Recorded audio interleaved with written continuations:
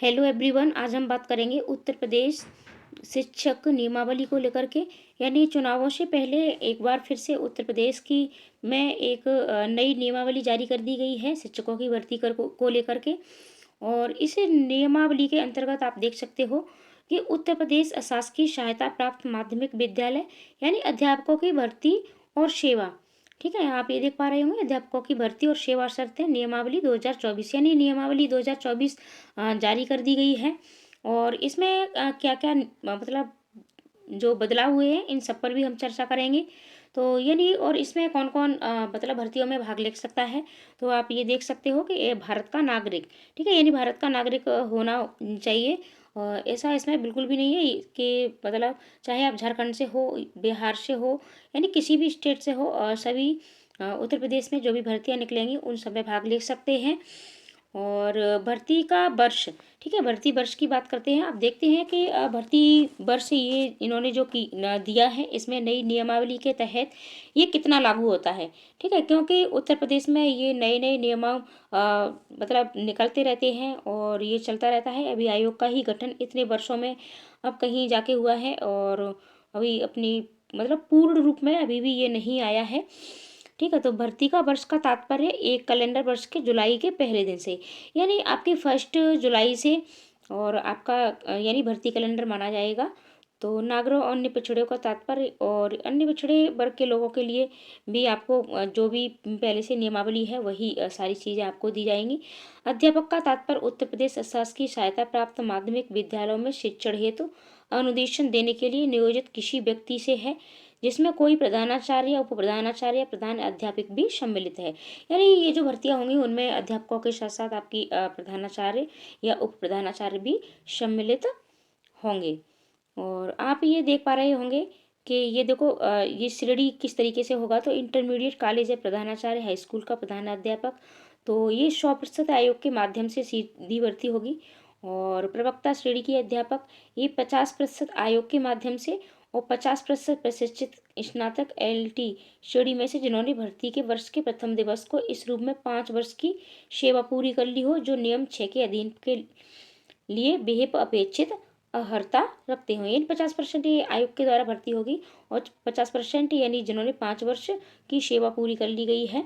तो इस तरीके से ये भर्ती आपको देखने को मिल रही है। और सबसे मेन पॉइंट पर बात करते हैं हम, आपकी राष्ट्रीयता आपकी भारत ही रहेगी या फिर आप किसी भी दूसरे देशों से आए हैं लेकिन आपने भारत की नागरिकता ले ली है। अब सबसे मेन पॉइंट पर आते हैं, मेन मुद्दा है आपका आयु का। ठीक है, तो ये आप देख पा रहे होंगे कि सीधी भर्ती के लिए अभ्यर्थियों की आयु जिस कैलेंडर वर्ष में सीधी भर्ती के लिए रिक्तियाँ आयोजित द्वारा विज्ञापित की जाएं, यानी जिस वर्ष में ये भर्तियाँ आपकी की जाएंगी उस कैलेंडर वर्ष की 1 जुलाई को। और अभी ये 2024 की बात की गई है, तो अभी आपकी 2024 यानी जुलाई अभी निकली नहीं है। देखते हैं जुलाई में क्या होता है, आपको भर्ती देखने को मिलती है नहीं मिलती है। और जून में आपकी, ठीक है, जून में आपके चुनाव भी मतलब एकदम से फ्री हो जाएंगे, चुनावों का भी रिजल्ट आ जाएगा। तो फिर देखते हैं कि आपका जुलाई में कैलेंडर जारी होगा उसमें कितनी भर्तियां आपको देखने को मिलती हैं। तो कैलेंडर वर्ष की 1 जुलाई को 21 वर्ष को अवश्य होनी चाहिए और 40 वर्ष से अधिक नहीं होनी चाहिए। यानी आपकी आयु है ये पहले TGT PGT में आपकी 60 वर्ष थी, लेकिन अब ये घटा करके 40 वर्ष कर दी गई है। तो इस तरीके से और आप वैवाहिक स्थिति देख सकते हैं। अध्यापक के किसी पद पर नियुक्ति के लिए ऐसा पुरुष अभ्यर्थी पात्र नहीं होगा जिसकी एक से अधिक पत्नियां जीवित हों, या ऐसी महिला अभ्यर्थी पात्र नहीं होगी जिसने ऐसे पुरुष से विवाह किया हो जिसकी पहले से एक पत्नी जीवित हो। ये कुछ नियमावली है, तो ये जारी कर दी गई है। अब इस नियमावली का क्या अर्थ है, यानी कहीं से भी ये इसमें मतलब भर्ती का कोई प्रावधान नहीं दिख रहा है कि आपकी भर्ती होगी या नहीं होगी।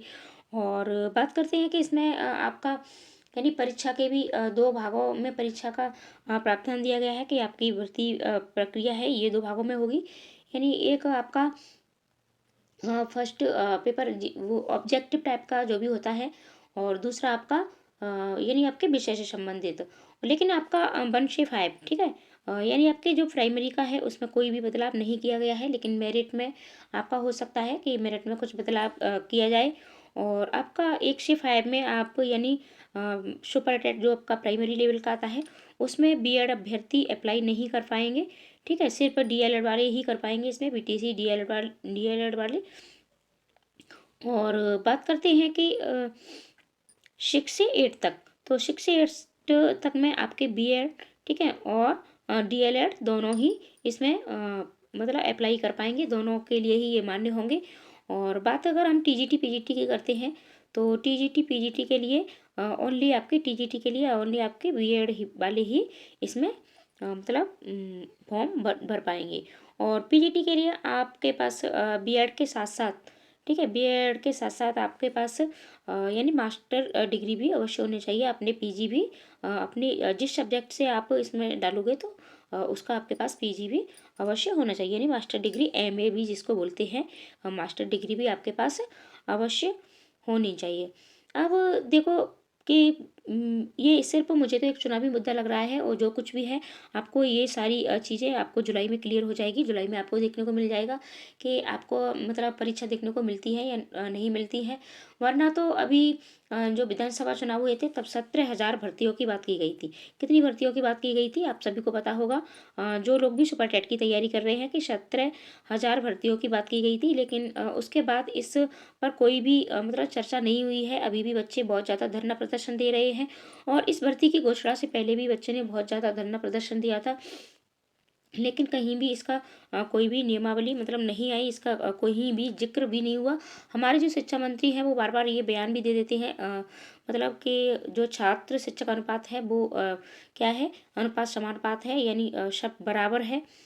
और यानी आपका मैं तो ये कहती हूँ कि जो भी है, लेकिन आपको अपनी तैयारी अवश्य करते रहना चाहिए। 5 वर्ष हो गए हैं, ठीक है, 5 वर्ष का समय बीत गया है। बहुत से बच्चे, यानी दुख की बात है कि बहुत से बच्चे, ये जो 40 वर्ष एज रखी गई है, ठीक है, 40 वर्ष की जो एज रखी गई है, तो इसमें मतलब इसको क्रॉस करके ये क्रॉस कर ली होगी, और वो अब ये जो भर्ती आएगी उसमें मतलब शामिल नहीं हो पाएंगे। तो ये भी एक बहुत बड़े दुख की बात है।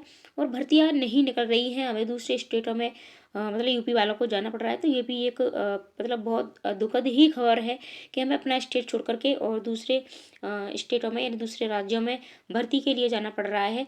और महिलाएं तो मतलब फॉर्म भी नहीं भरती हैं, जैसे अभी बीपीएससी की भर्ती निकली है, बीपीएससी की, ठीक है, तो ट्री की आपका। लेकिन किस कारण, क्योंकि इतनी दूर और इस तरीके से मतलब नहीं जा पाते हैं, ठीक है। और फिर तैयारी भी, जैसे बच्चे हैं वो अभी तक सुपर टेट की ही तैयारी कर रहे हैं, और सुपर टेट की तैयारी को फिर इसको छोड़ करके,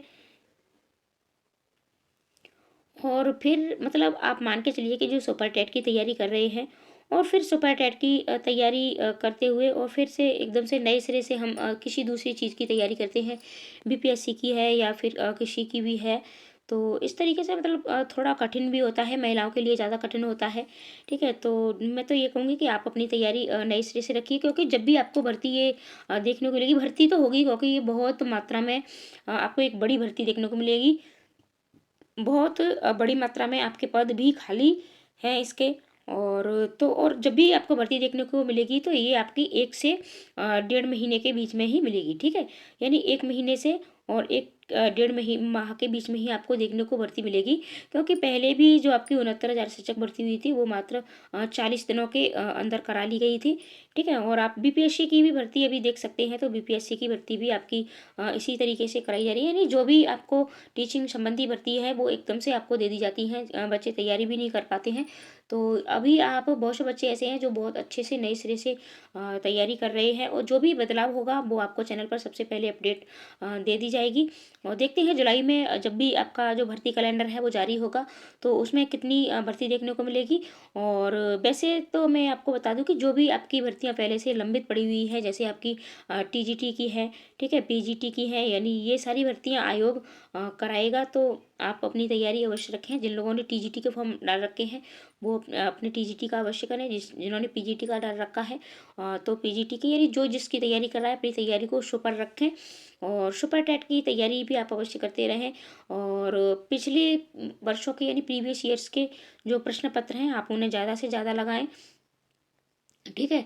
अब देखते हैं कि ये मात्र एक चुनावी मुद्दा है या फिर क्या है। तो टीजीटी पीजीटी में आपका इंटरव्यू भी होगा इस नई नियमावली के अनुसार।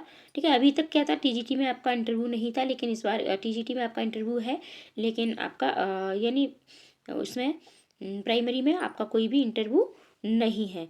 तो आप अपनी तैयारी अच्छे से करते रहें, जल्दी ही आपको एक भर्ती देखने को मिलेगी। और जिस तरीके से ये कैलेंडर मतलब नई नियमावली जारी की गई है 2024 के लिए, और जुलाई को यानी जुलाई को रखा गया है, 1 जुलाई को आपका यानी कैलेंडर वर्ष घोषित किया जाएगा। तो हो सकता है आपको एक भर्ती देखने को मिल जाए, यानी आपको 2024 के लास्ट में, ठीक है, 2024 के लास्ट में नवंबर दिसंबर में एक बड़ी भर्ती देखने को मिल जाए। तो अपनी तैयारी करते रहिएगा। और भर्ती से पहले आपका यूपी टेट भी अवश्य होगा। तो जिन लोगों का यूपी टेट क्लियर नहीं है, ठीक है, तो वो अपना यूपी टेट की तैयारी भी अवश्य करें।